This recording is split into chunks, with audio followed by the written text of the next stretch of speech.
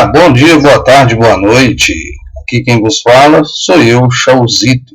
Como vocês podem ver na imagem, né? Jesus cósmico. Mas nós vamos entrar numa raiz mais profunda, que é o Deus Sol. Os povos ou civilizações que sempre o adoravam. Imaginem vocês, hein, brothers? Jesus, o Deus Sol. E não só o adoravam, como o adoram desde há 10 mil anos atrás. Esse refrão não me é estranho, né, Raulzito? Devido ao seu visível poder de mudar a natureza, mantendo-a sempre renovada, e também as estrelas que conseguem decifrar eventos decorrentes de ciclos terrestres, e catalogaram as constelações. A cruz do zodíaco, uma das mais antigas imagens na história da humanidade, em que ela representa o trajeto do Sol através das 12 maiores constelações no decorrer de um ano, representa os 12 meses do ano, as 4 estações, solstícios e equinócios. Então as civilizações do passado e até as de hoje personificam as constelações no zodíaco e como animais também. O Deus Sol, a luz do mundo, o salvador da humanidade, igualmente as 12 constelações mostram o caminho a este Deus solar. Por exemplo, mostram o caminho a este Deus Sol, por exemplo, Aquários, o Deus da chuva na primavera. Horus, o Deus Sol do Egito, de 3 mil anos antes do Cristo romano. Ele é o Sol antropomorfizado. Ele representa o movimento do Sol no céu. Os antigos hieroglifos antigos egípcios conheciam muito sobre esse Messias solar. Exemplo, Horus, o Deus Sol, tinha seu inimigo, o Deus Sete, que era a personificação das trevas, ou da noite, né? E metaforicamente falando, Horus todas as manhãs ganhava a batalha contra Sete. E no fim da tarde, Sete ganhava de Horus. É importante frisar que trevas versus luz, ou bem versus mal, tem sido uma dualidade mitológica ainda presente. Ou seja, o Sol, que é Jesus, que é Horus, né? Horus, o Deus Sol, que brigava com Sete, o Deus das trevas. Então, Sete é a noite e Horus é de dia. São deuses mitológicos, está na cara, né? Essa dualidade mitológica ainda presente, persiste, porque isso faz parte da nossa raiz, do nosso ser, né? Que somos descendentes desses seres aí extraterrestres. Essa que é a verdade. E que ainda hoje é usada em muitos níveis. Resumindo a história de Horus, é a seguinte. Horus nasceu em 25 de dezembro da Virgem Isis Mary, que é Maria, né? O seu nascimento foi acompanhado por uma estrela no oeste que foi perseguida por 3 reis em busca do Salvador, recém-nascido. Aos 12 anos, era uma criança prodígio nos ensinamentos e aos 30 anos ele foi batizado por uma pessoa conhecida como Anup. E assim começou seu ministério. Horus teve 12 discípulos e viajou com eles fazendo milagres, curando os enfermos e andar sobre as águas. Horus era conhecido por outros vários nomes, como a verdade, a luz, o filho adorado de Deus, o bom pastor, cordeiro de Deus e muitos outros atributos e codinomes. Mas quando foi traído por Tifão, Horus foi crucificado e enterrado por 3 dias, e aí ressuscitou. Horus influenciou várias culturas mundiais, como muitos outros deuses mistificados com a mesma estrutura mitológica. Vamos dar alguns exemplos de outros seres que viveram mais ou menos parecidos com ele, que faz muita referência. Atis da Ferígia, em 1200 anos antes de Cristo, nascido na Grécia, nasceu da Virginiana em 25 de dezembro, crucificado, foi posto na tumba e depois de 3 dias ressuscitou. Krishna da Índia, 900 anos antes do Cristo, nasceu da Virgem Davaki com a estrela no ocidente, assinalando a sua chegada. Fez milagres com seus discípulos e após sua morte ressuscita.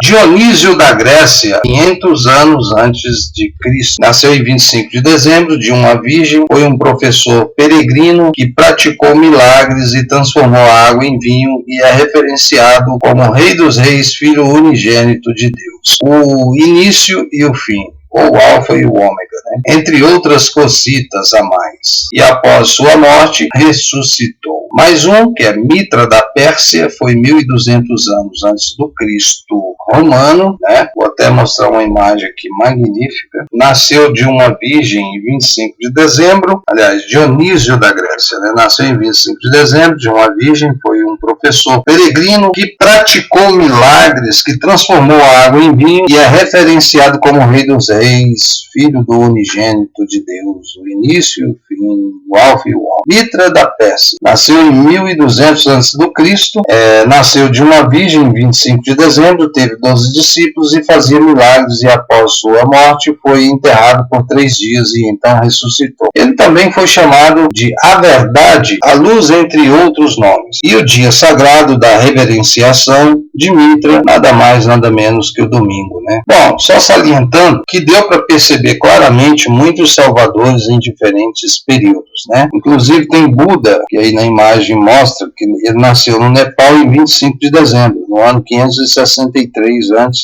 da nossa era, antes de Cristo. Hermes nasceu na Grécia em 25 de dezembro também.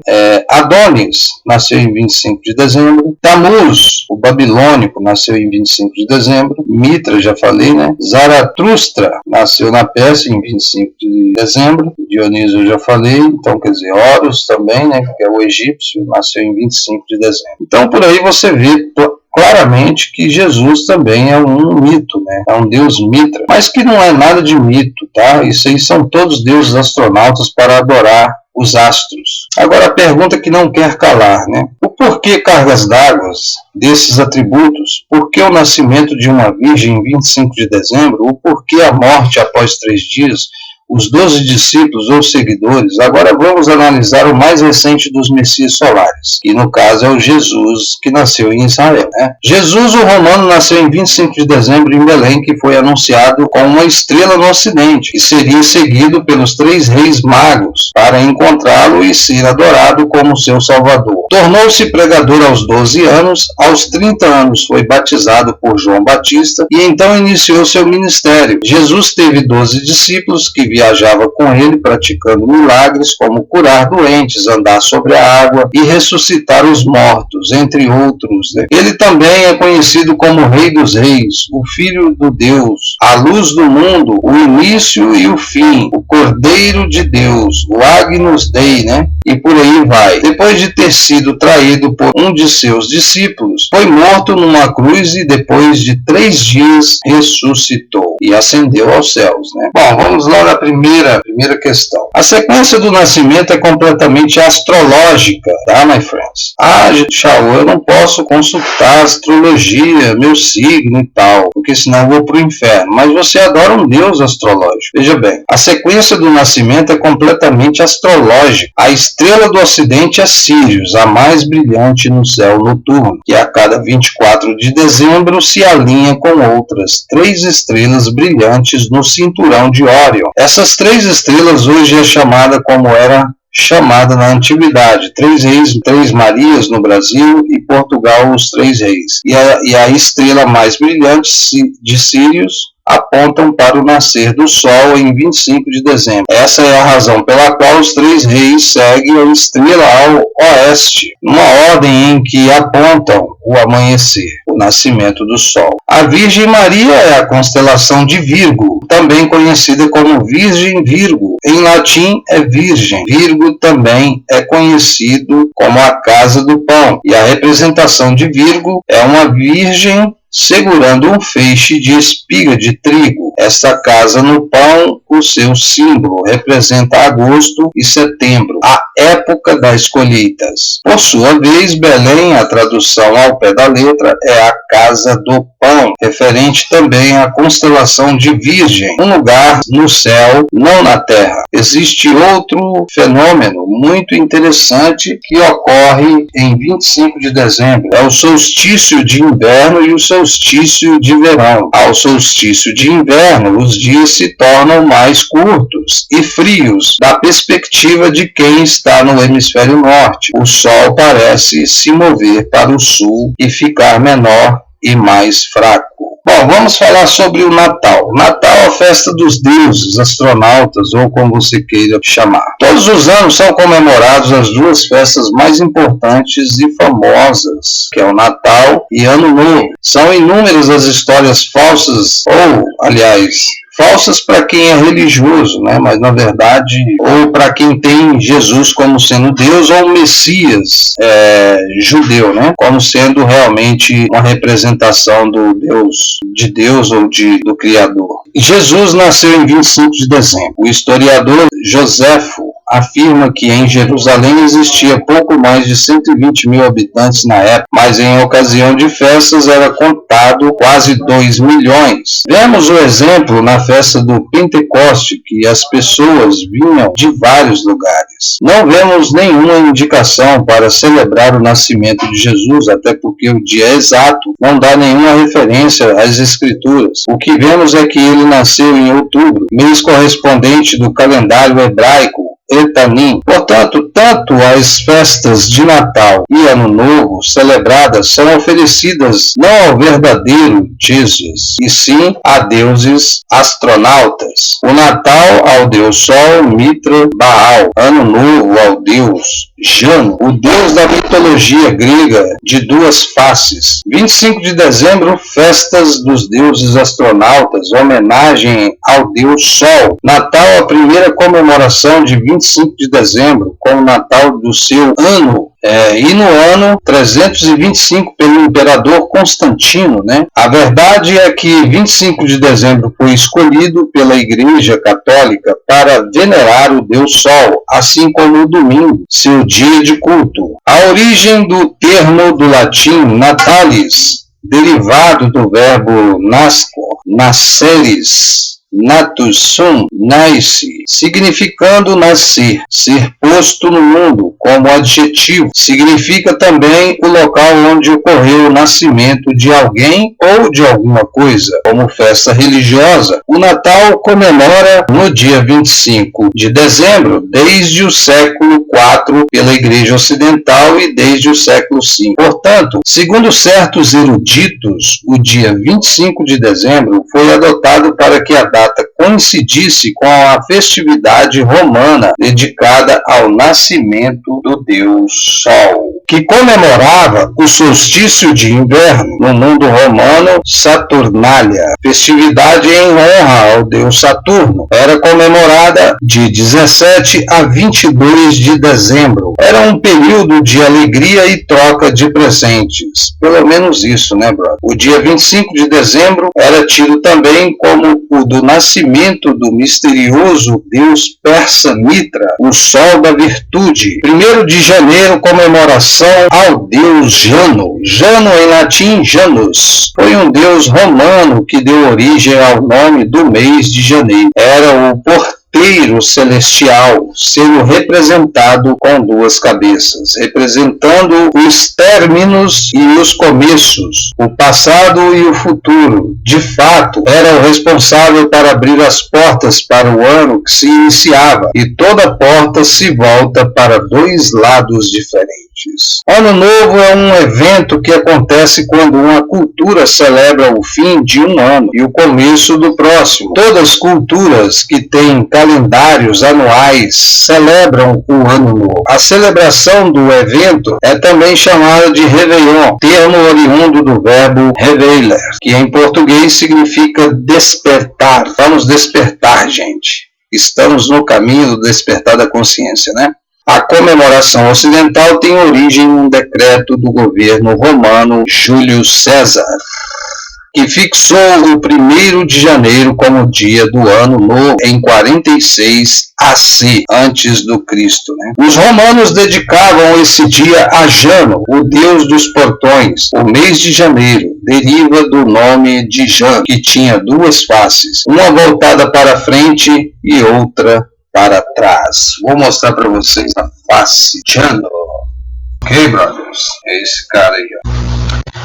Bom, é bom ressaltar Por que cargas d'água o Chauzito está falando isso? Isso é um presente de Natal para vocês. A princípio muitos vão me odiar, mas depois vocês vão me adorar, ou me amar, né? Não quero ser adorado. É que na verdade esse Jesus, ele nasceu em Roma no ano 325, lá em Constantinopla, com Constantino e todo aquele concílio de Nicéia e os tratados de Trento. Esses tratados e os concílios foram determinados que a lei ariana, ou o Império Ariano, que era a religião, que eles acreditavam no Deus monoteísta, né? E através do cristianismo criaram-se 3 deuses, eles chamam de triuno, para colocar e dominar as massas. E nos concílios colocaram-se um Deus politeísta como sendo monoteísta. Eles são muito artistas, não muito sábios. Temos que realmente reconhecer isso, porque senão as pessoas não estariam tão mergulhadas em um abismo tão profundo quanto esse, que dá um sono em que as pessoas não acordam facilmente.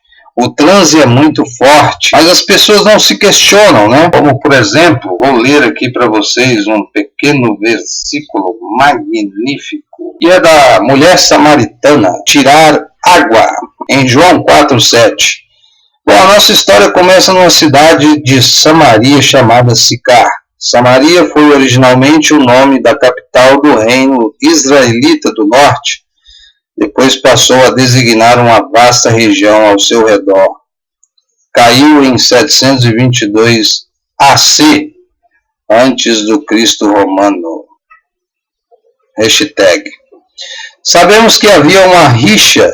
Olha como os pastores utilizam, né, de palavras da PNL, Programação Neurolinguística, colocando que existe uma rixa entre os judeus. Mentira, nunca existiu rixa entre os judeus e os gentios, tá? Mas é que eles utilizam desses argumentos para induzir as pessoas. Aqueles que não se misturavam através do casamento com outros povos, isso é verdade.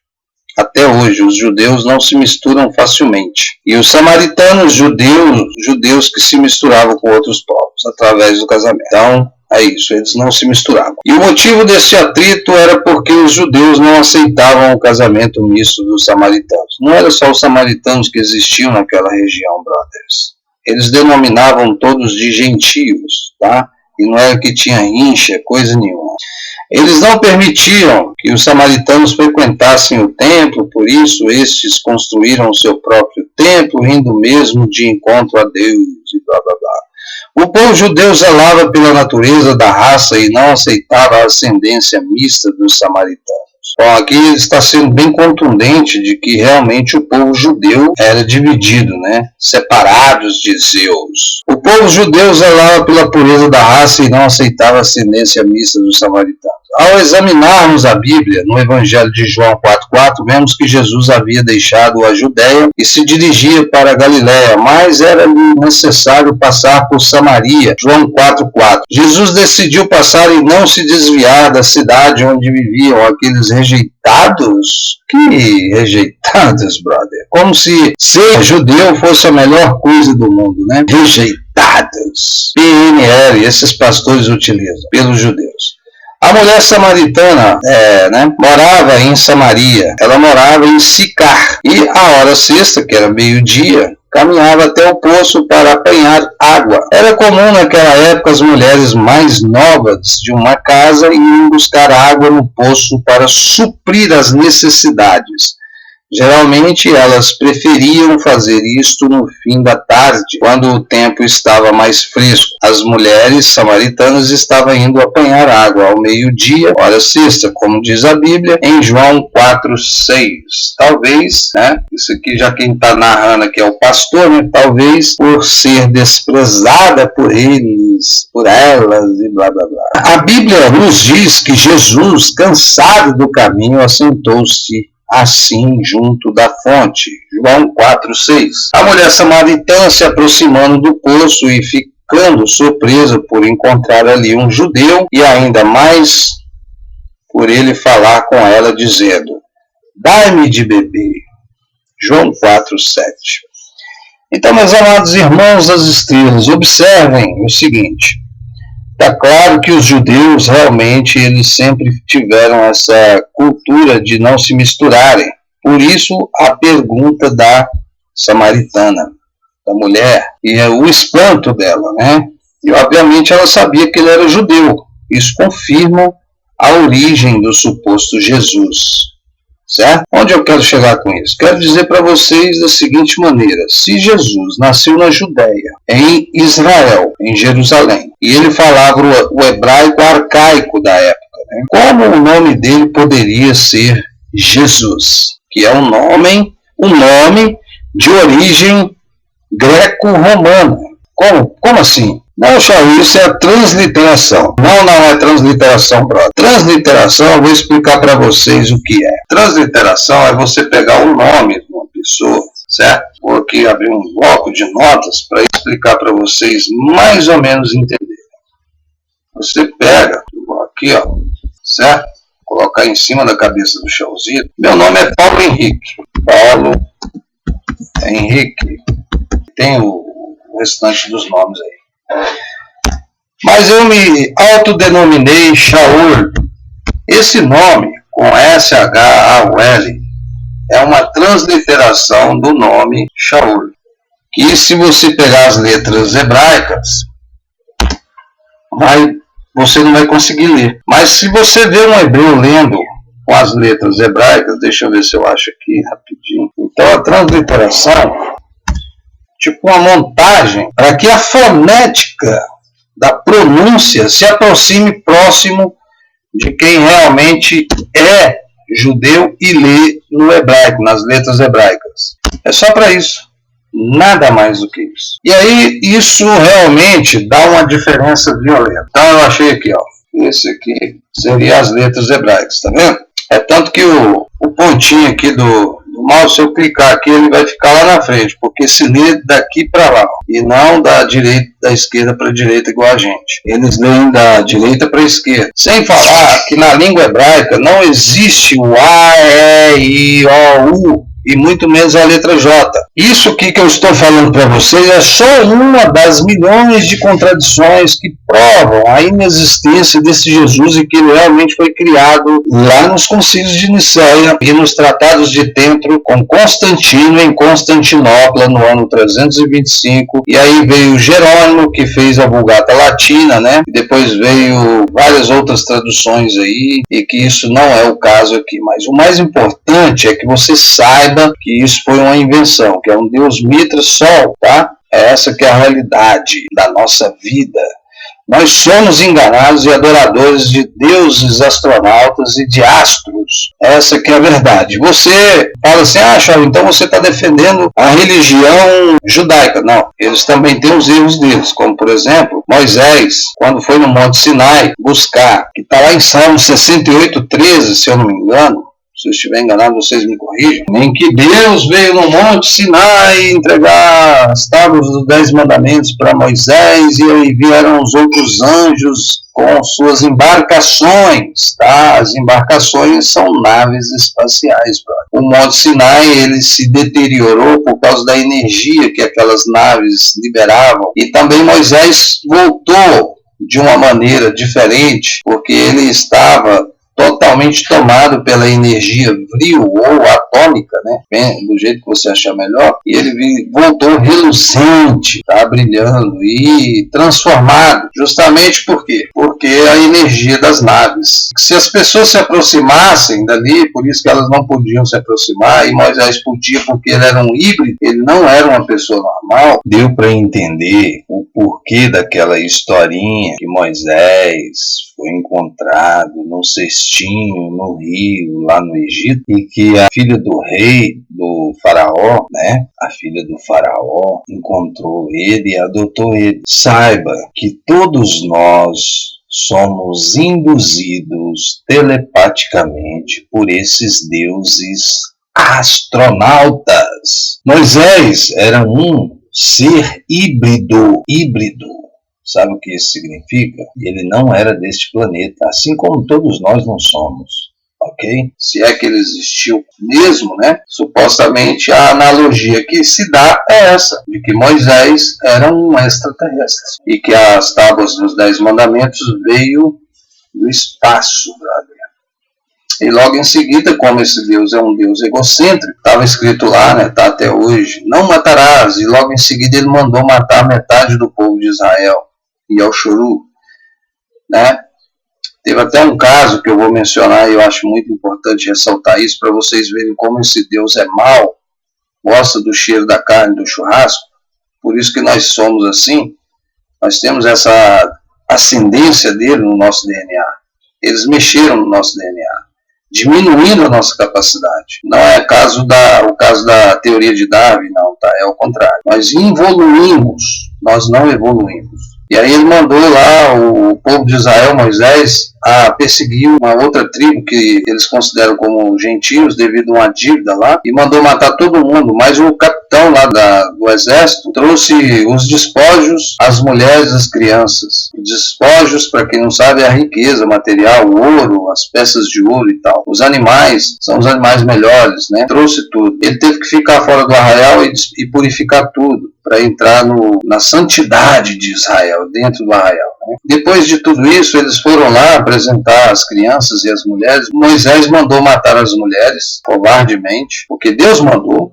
matar as crianças homens, porque mais tarde poderiam vingar a morte da família, e as meninas que nunca se deitaram, as crianças meninas, né, do sexo feminino, que nunca conheceram o homem ou que se deitaram com o homem, poderiam ficar, cada um escolher uma para si como escrava. Aí fica a dica, pedofilia, tudo. Então esse Deus, ele é mau. Então, essa passagem está em Números 31, mais especificamente eu vou ler do 15 em diante. Vocês podem pesquisar aí que vocês vão constatar por si próprios que esse Deus é um Deus malvado.